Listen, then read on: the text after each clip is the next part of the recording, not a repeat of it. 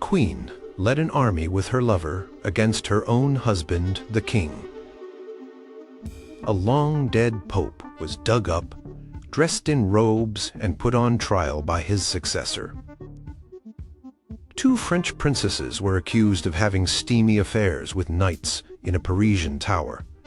The knights were then brutally tortured and executed. An empress had her own son blinded so she could rule alone. These aren't plots from a new TV show. These are real, scandalous secrets from the heart of medieval royal courts. Get ready, because history was way more dramatic than your textbooks let on. Number 11. The king who married a nobody in secret and shocked a nation. Picture this. It's England in the 1460s. The Wars of the Roses are raging, a brutal fight for the throne between two powerful families, the Lancasters and the Yorks. Young, handsome Edward IV from the House of York has just snatched the crown. Everyone, especially his super-powerful cousin, the Earl of Warwick, known as the Kingmaker, expects Edward to marry a fancy foreign princess. You know, seal an alliance, get some international clout, the usual royal stuff. But Edward had other ideas. On May 1st, 1464, he snuck off and secretly married Elizabeth Woodville. Now, Elizabeth wasn't exactly a nobody, but she was a commoner by royal standards. She was a widow, older than Edward, and already had two sons. Her family, the Woodvilles, were respectable, but not top-tier nobility. It was a love match, apparently, but in the cutthroat world of medieval politics, marrying for love when you're a king was a massive gamble. For months, Edward kept his marriage under wraps. Imagine the whispers when he wasn't pursuing any European princesses. Finally, in September, he dropped the bombshell at a royal council meeting. The nobles, especially Warwick, were stunned and seriously ticked off. Warwick had been busy trying to arrange a marriage for Edward with a French princess. This secret wedding made him look like a fool. And worse, it sidelined his own influence. The scandal wasn't just about Edward defying expectations. The nobles worried that Elizabeth's relatively unknown family would suddenly get a ton of power and wealth, pushing aside the established aristocracy. And they did. The Woodvilles rose fast, getting titles, lands, and advantageous marriages for Elizabeth's many siblings and children. This created a lot of resentment. Many felt the Queen's family was greedy and overreaching. This secret marriage, born out of passion, added a whole new layer of drama and division to Edward's already turbulent reign, fueling more conflict in the ongoing wars. It was a royal romance that had serious political consequences, proving that even a king's heart could cause a kingdom-sized headache. Number 10. The king who stole another man's 12-year-old fiancée. King John of England, who reigned from 1199 to 1216, already had a pretty terrible reputation. He's the guy often painted as the villain in Robin Hood stories, and honestly, he kind of earned it. He was known for being cruel, untrustworthy, and generally bad at kinging. But one of his early scandals involved a seriously questionable marriage that had long-lasting consequences. In the year 1200, John was about 33 years old and already had one failed marriage under his belt. He was actually betrothed to another noblewoman at the time. But then he traveled to Angoulême, a territory in what is now France. There, he laid eyes on Isabella of Angoulême. She was the heiress to the County Beautiful, and here's the kicker, only about 12 years old. Oh, and she was already engaged to Hugh de Lusignan, an important noble from a powerful Poitevin family. Did any of this stop King John? Nope. He was smitten, or at least saw a political and personal advantage. He ditched his own fiancée, persuaded Isabella's father to break her engagement to Hugh, and married the young girl himself in August 1200. Imagine Hugh de Lusignan's fury. His bride-to-be, and a politically important one at that, was snatched away by the King of England. This was a massive insult and a huge political blunder. The Lusignan family, understandably, were outraged. They appealed to King Philip II of France, who was John's overlord for his French territories. Philip, always looking for a way to weaken the English king's grip on French lands, summoned John to his court to answer for his actions. John, being John, refused to show up. This gave Philip the perfect excuse to declare John's French lands forfeit. This scandalous marriage directly contributed to a new war with France and the Lusignans.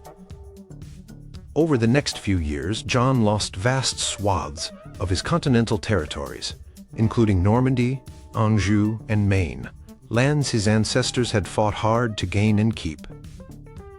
His actions were seen as impulsive, dishonorable, and politically inept. Marrying a child bride after stealing her from another noble was bad enough, but doing it in a way that cost him a huge chunk of his kingdom. That was peak King John. The marriage itself was reportedly not a happy one either, with John being unfaithful and Isabella eventually being accused of plotting against him. This early scandal set the tone for a reign plagued by conflict, rebellion, and loss.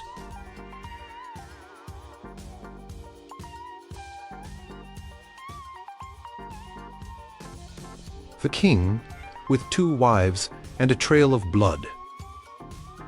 Let's talk about Pedro I of Castile, a 14th century Spanish king who earned the nickname Pedro the Cruel, and sometimes Pedro the Just. It really depended on who you asked, which tells you a lot about his controversial reign. His love life, however, was undeniably scandalous and fueled much of the drama. Pedro's big romantic secret, the one that caused a ton of trouble, was his passionate love for Maria de Padilla, a Castilian noblewoman. The story goes that he secretly married Maria in 1353, before he went through with a very public, politically arranged marriage to Blanche of Bourbon, a French princess in that same year. This alliance with France was a big deal meant to secure powerful friends for Castile. But Pedro's heart was clearly not with Blanche. Just a few days after the official wedding ceremony with Blanche, Pedro essentially abandoned his new French queen. He rushed back to Maria de Padilla, with whom he had several children and whom he considered his true wife. Imagine the diplomatic incident. The French were insulted, Blanche was left isolated and humiliated in a foreign land. Pedro kept Blanche imprisoned for years. She eventually died in 1361, and many whispered that Pedro had her murdered to get her out of the way, though there's no concrete proof. Meanwhile, Maria de Padilla was treated as the queen in all but name, and Pedro even later tried to get the church to recognize their children as legitimate heirs to the throne, claiming his marriage to Maria predated the one to Blanche. This was a massive scandal. A king openly shunning his politically important, publicly wedded wife for another woman, whom he claimed to have married in secret. It was unheard of. This whole messy affair gave Pedro's enemies, especially his ambitious half-brother, Henry of Trastamara, plenty of ammunition. Henry used Pedro's treatment of Blanche and his bigamous relationship with Maria to paint Pedro as an immoral and unfit ruler. The ensuing civil war, known as the Castilian Civil War, was brutal. Pedro's complicated love life and the questions surrounding his marriages and heirs became central to the propaganda war waged against him. Even after Maria de Padilla died from the plague, it seems, the shadow of their relationship and his controversial marital choices hung over Pedro's reign until his own violent death at the hands of his half-brother Henry. It was a stark reminder that in medieval times, who a king loved and married was never just a private matter. Number 8. The empress who blinded her own son to rule alone. The Byzantine Empire, with its capital in Constantinople, was known for its dazzling wealth, sophisticated culture, and absolutely ruthless politics. Power struggles were common, and family ties offered no protection when the throne was at stake. One of the most chilling examples of this is the story of Empress Irene of Athens and her son, Emperor Constantine VI, in the late 8th century. Irene came to power as regent for her young son, Constantine VI, after her husband, Emperor Leo IV, died in 780. Constantine was only 9 years old. Irene was smart, ambitious, and a staunch supporter of using icons in religious worship, an iconodole, which was a hugely divisive issue at the time, as many previous emperors had banned them, iconoclasts. For about a decade, Irene ruled effectively, even convening a church council that restored the veneration of icons. But as Constantine grew up, he naturally wanted to rule in his own right. Tensions simmered between mother and son. Constantine, influenced by officials wary of Irene's power and her iconodole policies, tried to assert his independence. There were plots and counterplots. For a while, they co-ruled, but the relationship was deeply fractured. Constantine even had some of Irene's key supporters punished. Irene was not about to give up the power she had wielded for so long. She saw her son as a rival and, perhaps in her mind, unfit to rule or a threat to her religious policies. In August 797, Irene made her move. She orchestrated a plot with loyal supporters. Constantine VI, then about 26 years old, was captured while trying to rally support in the provinces. He was brought back to the Porphyry Chamber in the Great Palace of Constantinople, the very room where he had been born. There, on his mother's orders, Constantine VI was blinded. The act was intentionally brutal, designed not just to incapacitate him but to make him ineligible to rule, as Byzantine tradition often required the emperor to be physically perfect. The blinding was so severe that it's widely believed Constantine died from his wounds and trauma shortly afterward, though some accounts suggest he lived on for a few years in obscurity. With her son out of the way, Irene became the first woman to rule the Byzantine Empire in her own name, not as a regent, but as basilis, or emperor, though she often used the feminine form Basilissa. The sheer ruthlessness of a mother ordering the mutilation and effective murder of her own child to seize supreme power shocked even the often jaded Byzantine world. While she was praised by some for restoring icons, the The dark secret of how she secured her sole reign remains one of the most notorious scandals of the Byzantine court. Number 7. The time a dead pope was put on trial. This one is so bizarre. It sounds made up, but it actually happened. Welcome to the wacky and often violent world of papal politics in late 9th century Rome. The papacy was a major power player, and different factions in Rome and beyond fought tooth and nail to control it. This led to some truly strange and horrifying events, none more so than the Cadaver Synod of 897. The star of this posthumous show was Pope Formosus. He had been pope from 891 to 896 and had a somewhat controversial career, getting involved in the complex politics of Italy and the crumbling Carolingian Empire. When Formosus died, he probably thought his troubles were over. He was wrong. His successor, Pope Stephen VI, had a serious grudge against Formosus. Stephen belonged to a rival political faction, the Spoletans, whom Formosus had opposed by inviting Arnulf of Carinthia, a Frankish king, to invade Italy and be crowned Holy Roman Emperor. So, about 9 months after Formosus was peacefully laid to rest, Stephen VI decided to settle the score in the most grotesque way imaginable.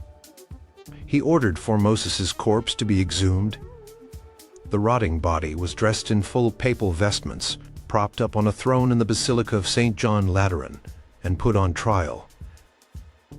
Yes, a dead body on trial.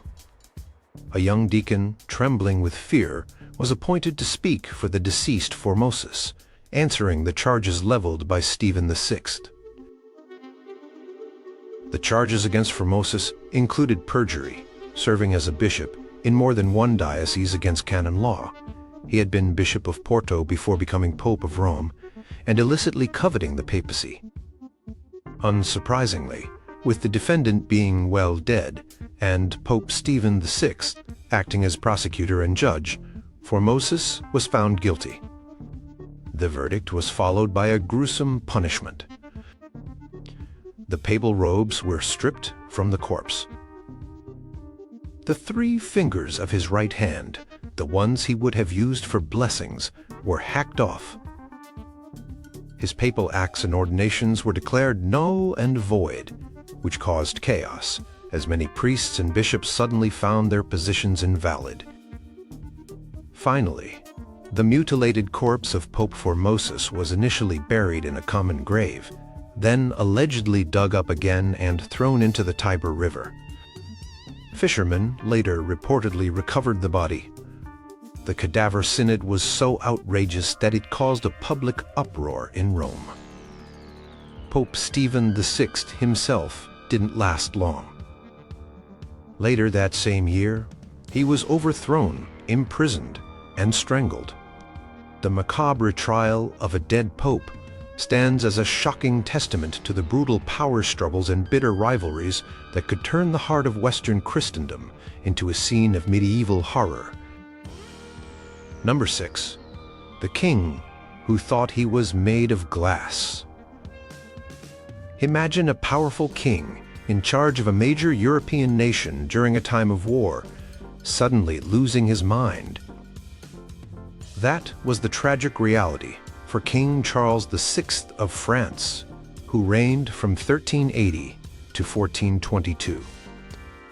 His reign is a sad tale of a promising young ruler descending into severe mental illness, with devastating consequences for his kingdom, especially during the 100 Years' War against England. Charles VI started his reign with promise known as Charles the Well-Beloved. But in August 1392, when he was in his early 20s, something snapped. While leading a military expedition in a forest near Le Mans, a sleepy page accidentally dropped a lance. The sudden noise startled the king. In a fit of delirium, Charles drew his sword and charged wildly, attacking his own men, including his brother Louis, Duke of Orleans. He killed several knights before he could be subdued. This was the first major episode of what would be a lifelong struggle with recurrent bouts of psychosis. For the rest of his reign, nearly 30 years, Charles VI would swing between periods of lucidity and terrifying descents into madness. When he was unwell, his behavior was erratic and disturbing. Sometimes he wouldn't recognize his own wife, Queen Isabeau of Bavaria, or his children. He would run uncontrollably through the corridors of his palace, the Hôtel Saint-Paul in Paris, forcing attendants to wall him into his rooms for his own safety. One of his most famous delusions was the belief that he was made of glass. Terrified of shattering, he would refuse to let people touch him, and reportedly had iron ribs sewn into his clothing to protect himself. At other times, he would forget his own name or that he was king. During one period, he refused to bathe or change his clothes for months. The secret here wasn't so much the illness itself. It was too public to hide completely, but the way it was handled, the fear and confusion it caused, and how it was ruthlessly exploited. With the king, often incapable of ruling, a massive power vacuum opened up. His ambitious relatives, particularly his uncles, the Dukes of Burgundy and Berry, and his brother Louis of Orleans, fought bitterly for control of the government and the kingdom's wealth. This rivalry escalated into a full-blown civil war between the Burgundian and Armagnac, or Leonist factions. This internal chaos was a disaster for France. It allowed the English, under King Henry V, to renew the 100 Years' War with devastating success, culminating in the crushing French defeat at Agincourt in 1415. Charles VI, in one of his periods of illness or under duress, was even made to sign the Treaty of Troyes in 1420, which disinherited his own son, the Dauphin Charles, later Charles VII, and named Henry V of England as his heir and regent of France. The beloved king's tragic madness nearly cost France its independence, a truly scandalous consequence of a monarch's hidden torment. Number 5. The king, his boyfriends, and a kingdom in uproar. King Edward II of England, who ruled from 1307 to 1327, had a reign that was, to put it mildly, a total mess. And a huge part of that mess stemmed from his intensely close relationships with certain male favorites, which infuriated the powerful barons of his kingdom and led to accusations, rebellion, and ultimately his own grisly end. First, there was Piers Gaveston. Gaveston was a Gascon knight of relatively humble origins who had been a companion to Edward when he was Prince of Wales. When Edward became king, he immediately showered Gaveston with titles, lands, and power, making him Earl of Cornwall, a title usually reserved for royalty. Gaveston was reportedly witty and charming, but also arrogant and openly contemptuous of the established English nobility, giving them insulting nicknames. The barons were outraged. They saw Gaveston's influence as unnatural and deeply corrupting. They weren't just mad about the power Gaveston wielded. There were widespread whispers and accusations that the king's relationship with Gaveston was romantic and sexual.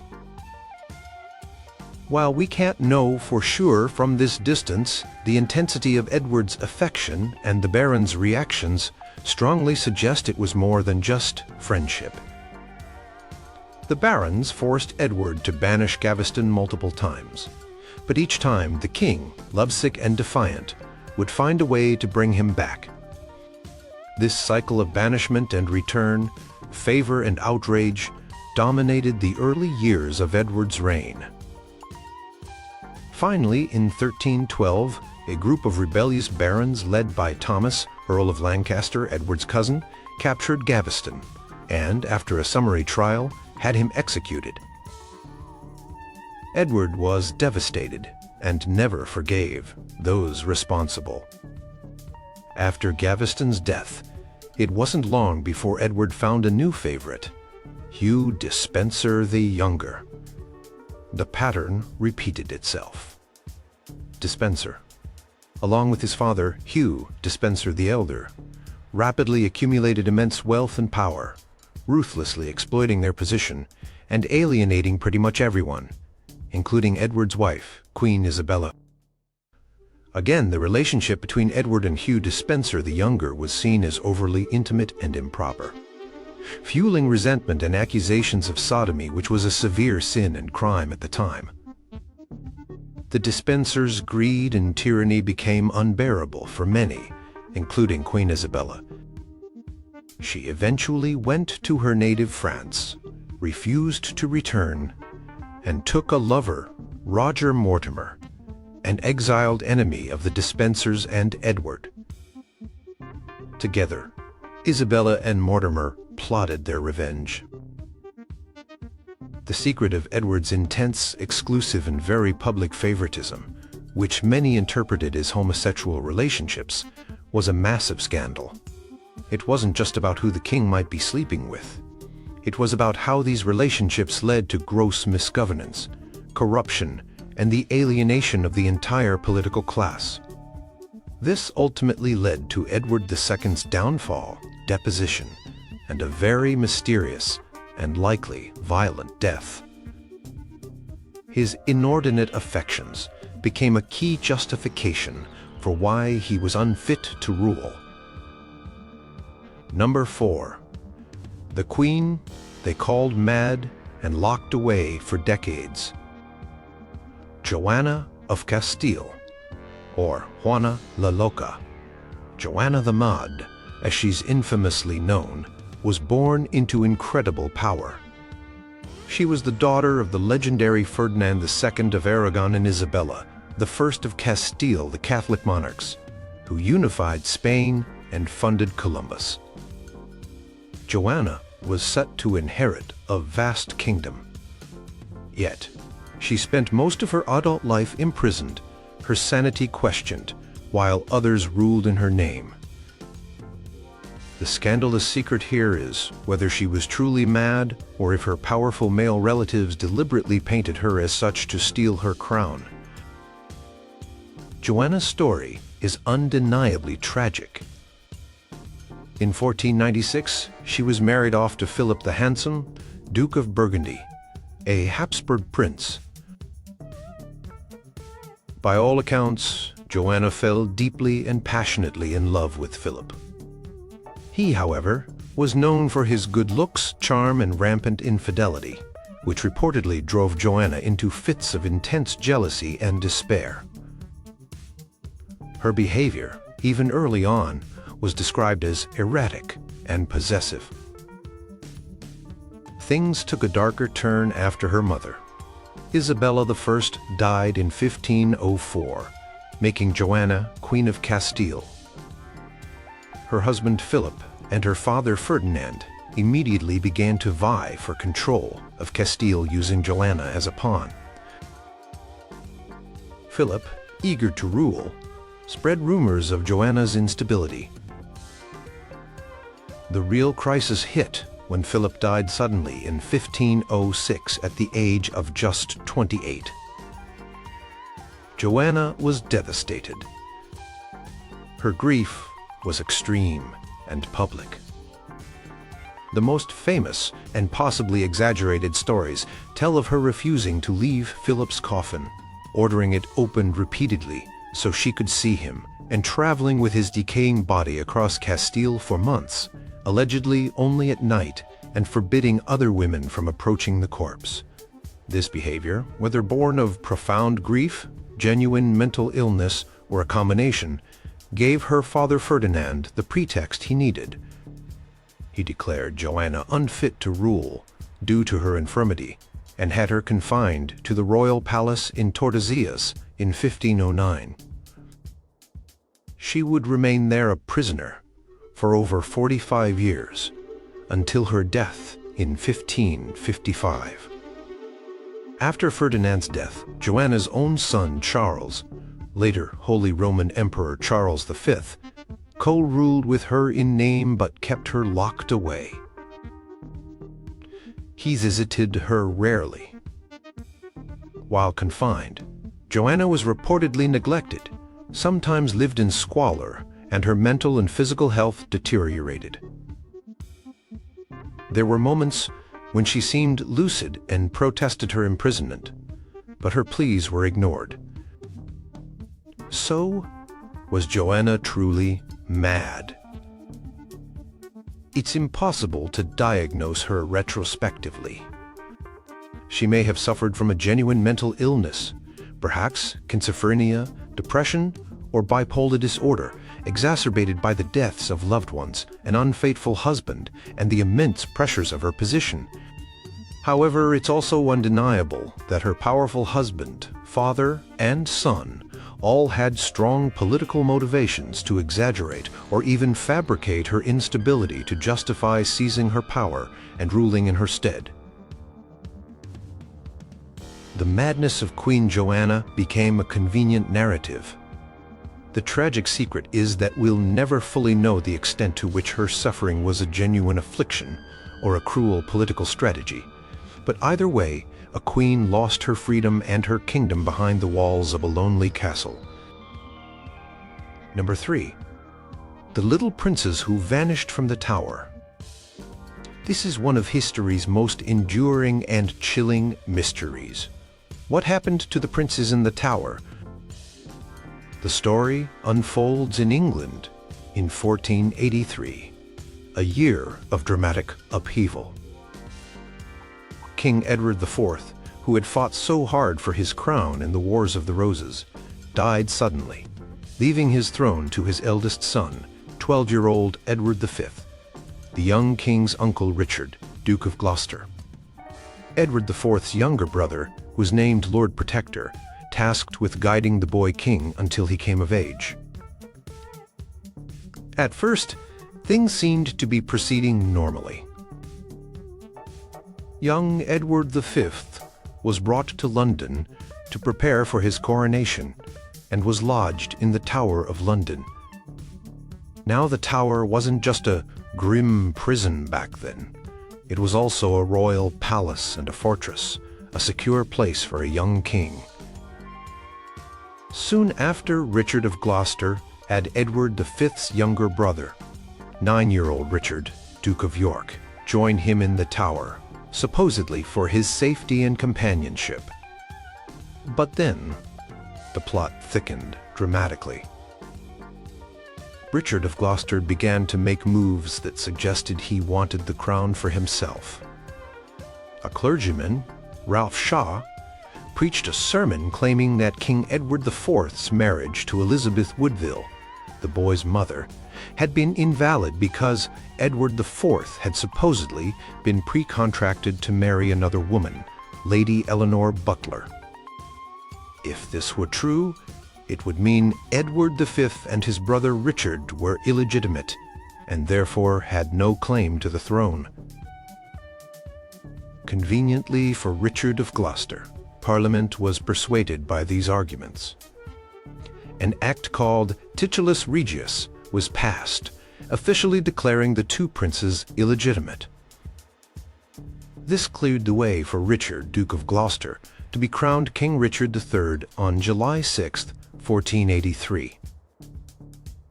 Meanwhile, the two young princes in the Tower were seen less and less frequently. By the late summer of 1483, they had vanished completely. No one saw them again. The secret of their fate became a massive scandal and a dark cloud over Richard III's reign. What happened to them? The most widely believed theory, both at the time and for centuries after, was that Richard III had them murdered to eliminate any potential rivals to his throne. He had the motive, the means, and the opportunity. However, no definitive proof of Richard's guilt, like a direct order or a reliable eyewitness account of their deaths, has ever been found. The bodies of 2 children were discovered buried beneath a staircase in the Tower of London nearly 200 years later, in 1674. These were presumed to be the princes, and were interred in Westminster Abbey. But even then, absolute certainty was elusive. Other theories have emerged over the years, suggesting someone else might have been responsible, or even that one or both princes somehow survived. But the dominant narrative, heavily promoted by the Tudor dynasty who overthrew Richard III just 2 years later, was that Richard was a cruel, usurping tyrant who murdered his own nephews. The disappearance of the princes in the Tower remains a potent and scandalous royal secret, a whodunit that continues to fascinate and horrify. Number 2. The Queen, her lover, an invasion, and a king's screaming death.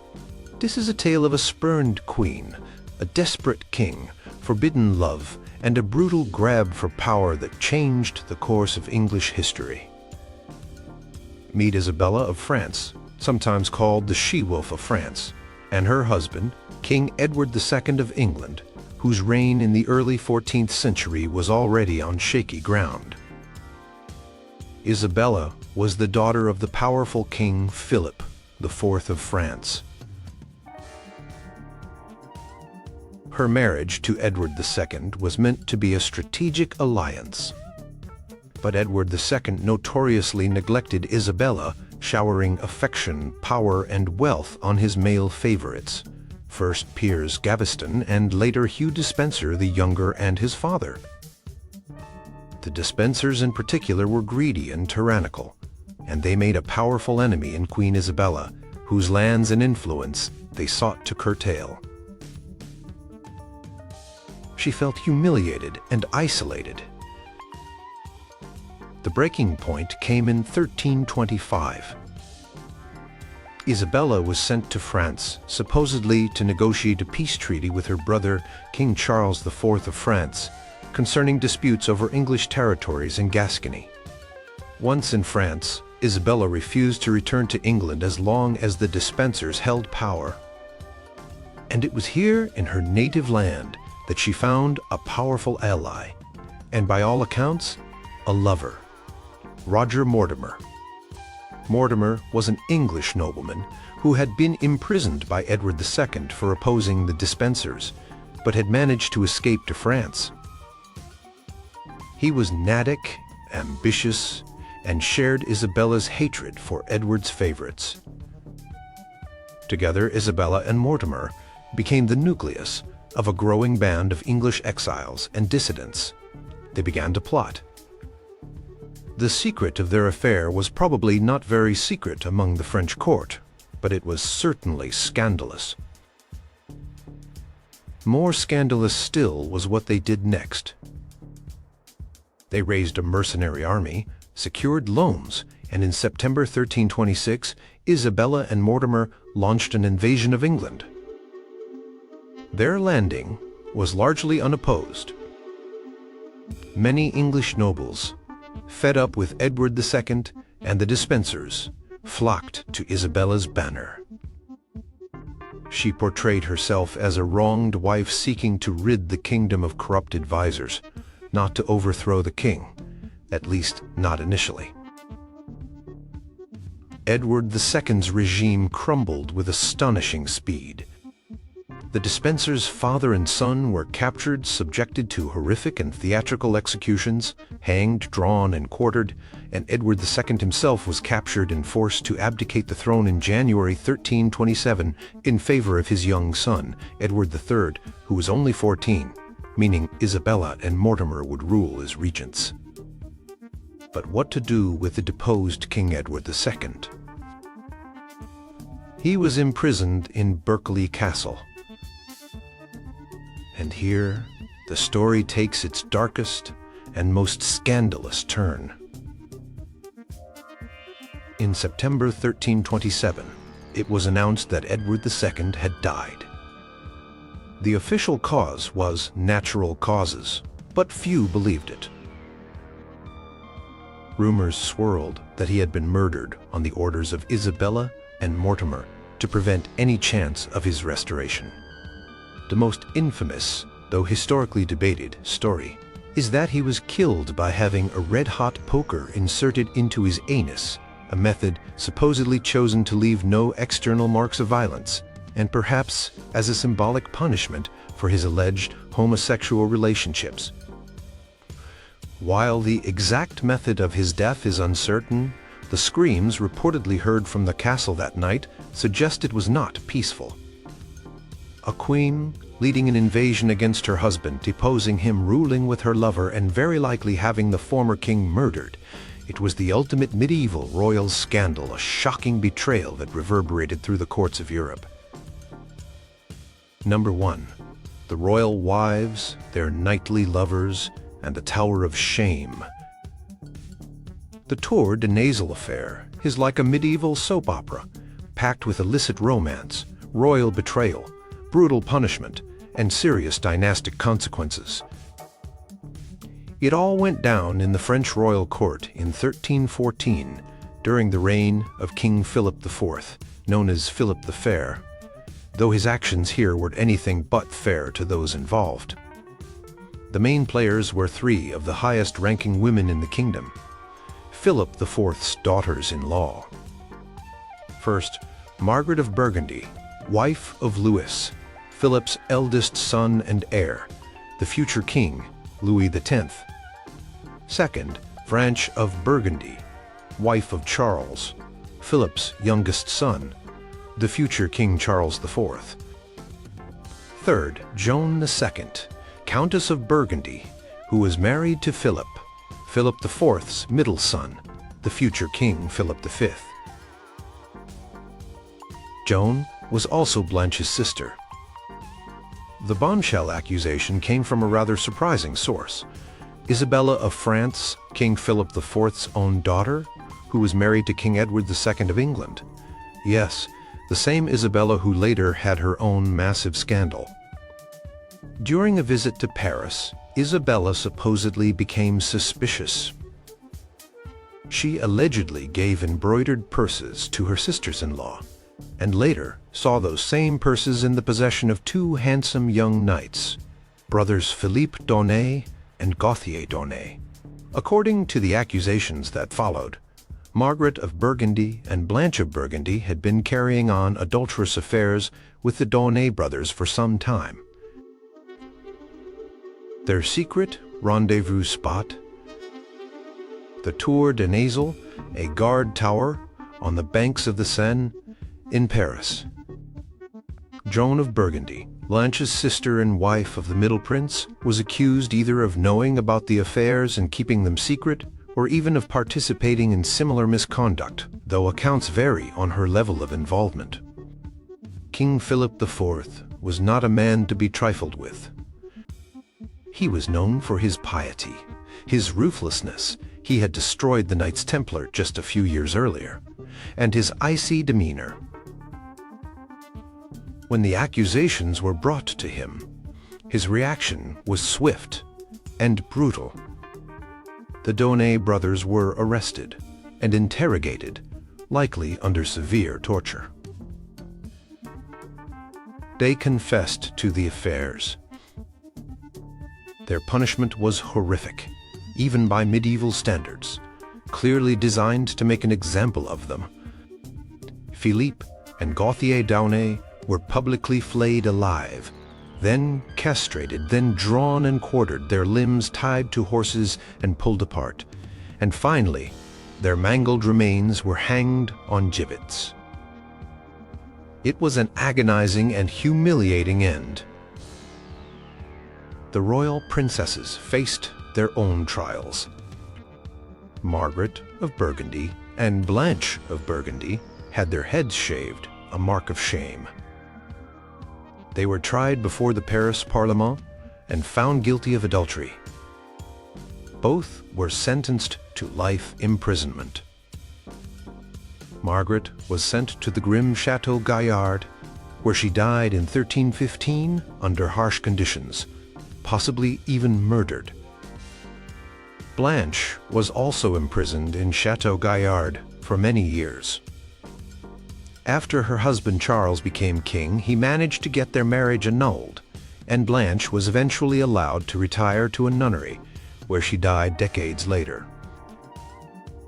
Joan of Burgundy, wife of Prince Philip, had a slightly different fate. She was also imprisoned for a time, but her husband stood by her. She was eventually cleared of the main charges of adultery. Perhaps her involvement was less, or her husband's influence greater, and was reconciled with Prince Philip. She later became Queen of France alongside him. The Tour de Nesle affair was a massive scandal that rocked the French monarchy. It wasn't just about private indiscretions. It had serious public and dynastic consequences.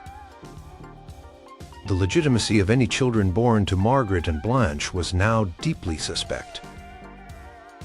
Margaret's daughter with Louis X, Jean faced challenges to her claim to the throne of Navarre and her potential claim to the French throne, partly due to these doubts. This scandal, coupled with the fact that all three of Philip IV's sons died relatively young and in quick succession without leaving surviving adult male heirs, threw the French succession into crisis. It directly contributed to the strengthening of Salic law, which barred women from inheriting the French throne, and ultimately was one of the contributing factors to the outbreak of the 100 Years' War with England, as English kings laid claim to the French crown through female lines.